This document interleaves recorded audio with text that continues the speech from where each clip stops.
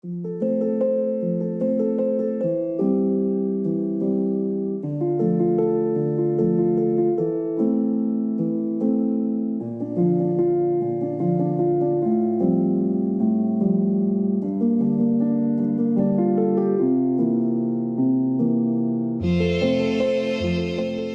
to the Conservation Studio. My name is Zeenat Amiri. I'm head of conservation. This is the Paintings Conservation Studio, where we preserve and conserve all the paintings in the collection. Hi Emma. Hi. Hi, what are you working with? I'm working on this drawing. As you see, this is a pen drawing by Munch. It's a man at a cafe, and it has great color and discoloration and light damages. But you can also see that it was covered here by a piece of paper at some point. But the discoloration is quite extensive. And there are also these damages here. It was tide lines due to moist. And then you have some structural damages. We have folds and creases, and there's dirt and grime. And this little fold I would really like to maybe open and flatten it. This actually is a very interesting object because on the other side, this is a ticket that Munch received where he had to pay a $1 fine for letting his dog loose in a public area without a leash. Yeah. Yeah, isn't that funny? Yeah. But this also explains a lot about how he worked, because he just took the back side of this ticket and he made a nice drawing of this man. Let's see if I can do something with that little fold. So first I have to dry clean it, because we don't want to fix any dirt on back to this area. Folded paper is very fragile, so we don't want to cause any tears. There. And then we can very gently moisten the folded area so that it has a bit of moist before we open it.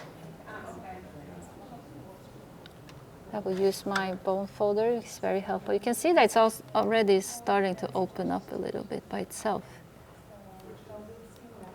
There.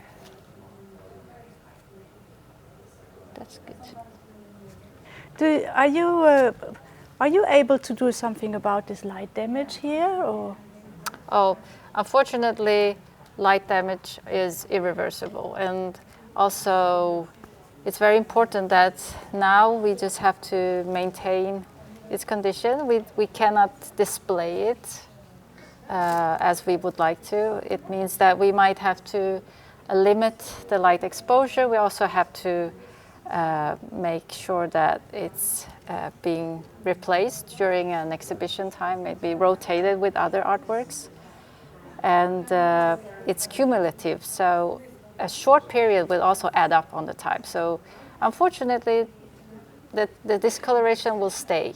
But I think it says a lot about sort of how he worked and how Munch had it at the studio, that he would place it on a table or just anywhere, and then the lights and the sunlight was made these nice little discolorations. So we would like to keep it. I have here a print. It's a lithograph. So this is metabolism, and as you can see that it's really dirty on the edges. Most of the times it's the edges that takes a lot of the dirt and pollutions because of where it's placed. Maybe in a folder or a stack of these prints.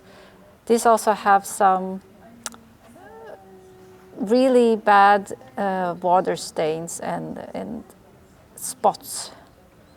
And here you have a big loss means that at some point it was probably torn away by the artist himself or someone else. And we see traces from an old repair. So there's a little bit of a pergamene paper repair that someone placed here. So this tear actually goes higher up. And what we would do is that we would try to replace this and fill it in with a new paper. We would try and find one that matches in the color and its flexibility and the thickness of the paper. And we would make it a little bit larger than this little loss here. And on the back side, we would basically place it so it covers the hole. And with starch paste, we would paste it on. And once it's dried, we would cut it out so it actually matches the size of the paper. Mm. As to the other dirt and dust and the discoloration there, we have these very nice sponges that we use. They are very gentle on the surface. We can pick up a lot of the dust and the dirt by picking it up like this gently.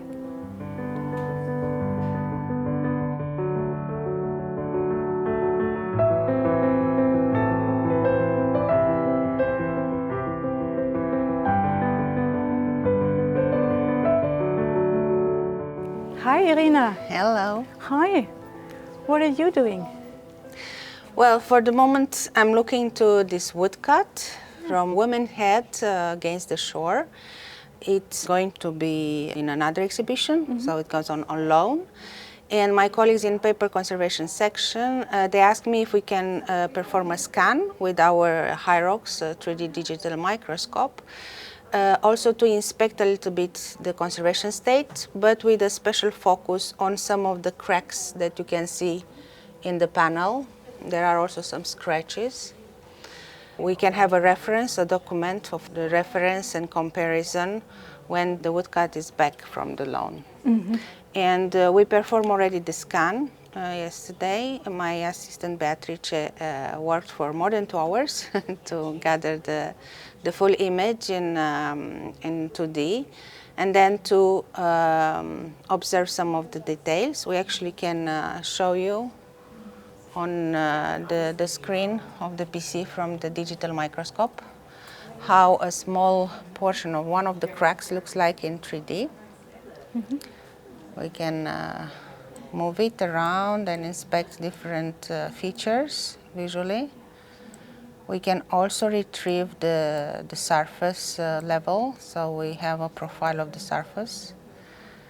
As this digital microscope, it's not a simple microscope, it's quite sophisticated, but provides also data about the surface and the differences between different components of the surface or materials.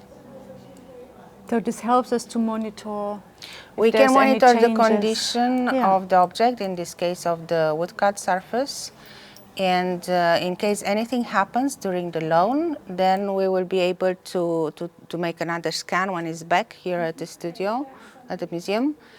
And we can compare, for example, we can compare if the cracks increased in depth or in width.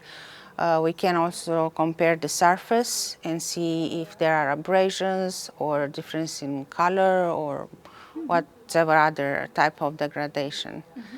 And this will, of course, be part of documentation database, documentation of scientific images.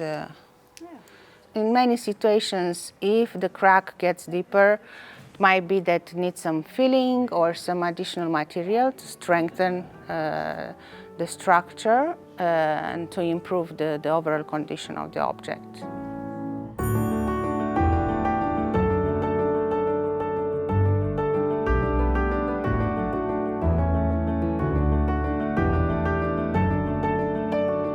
Hi, Lina. Hi. Hi, what are you doing? You know, I'm checking this painting that was abroad and it just returned. And we see some loose paint that needs to be stabilized. Mm-hmm. It's probably been left outside during his lifetime because the canvas is much darker and you can also see some water stains. Mm-hmm. And what do you use to consolidate the paint? How do you do that? I use, in this instance, I use funori, mm-hmm. which you know is a Japanese seaweed harvested in Japan. It comes to us like this, like a dry web. Yeah. And we make it ourselves in the studio by soaking it in water and cooking it and rinsing it multiple times to get the best glue. Mm-hmm.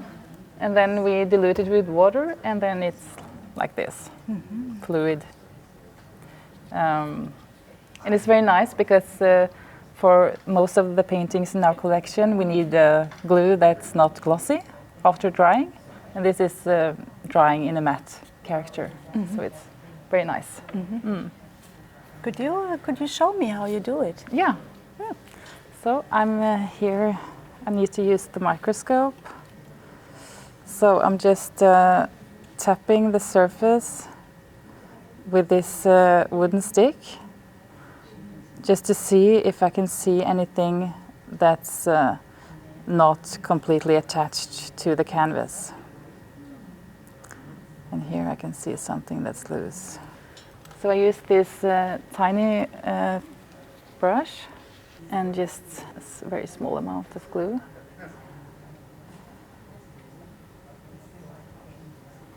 I'm just trying to get underneath the flake.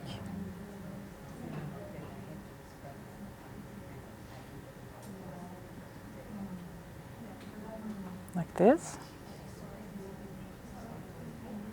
And then I'm just letting it dry for a minute or two, and then I just go back to see that it's really attached to the You need a steady canvas. hand. Yeah. And a lot of patience. Yeah. I think this is okay. Mm-hmm. Looks good. Yeah. Yeah. And you know, you can't see any gloss or any tide lines whatsoever. Mm-hmm. Mm-hmm. It's blending into the surface here, mm-hmm. in a very good way. Mm-hmm. Mm. Yeah, fantastic. Mm. Yes. But I can show you something else that I'm working with. Yeah. It's over here. Mm-hmm. So this is the double portrait of Edvard Munch and his girlfriend at the time, Tulla Larsen, mm-hmm. you know. Mm-hmm. And it's quite a fun story because he painted it as one painting. So once they were connected to each other. And then after many years they broke up and they had a very turbulent romantic relationship. And he split the painting in two parts. So this is his choice. Mm-hmm. Now we are, it's mounted in one frame. Mm-hmm. So we are showing it as two objects, but together in one frame. And you can see by the split on this side, it's quite visual disturbing, this brown edge. We are discussing whether we should do something about it, like retouch this edge along here to make it more in line with this painting. Do you know why he split it? Was he furious or? I mean, the painting is painted before they broke up. Yeah. And you can see by the figure that they are quite not very happy. And then some years after, probably before 1907, he split it in two. Yeah. And, you know, they had a very turbulent relationship, so we can only guess what happened. But, yeah.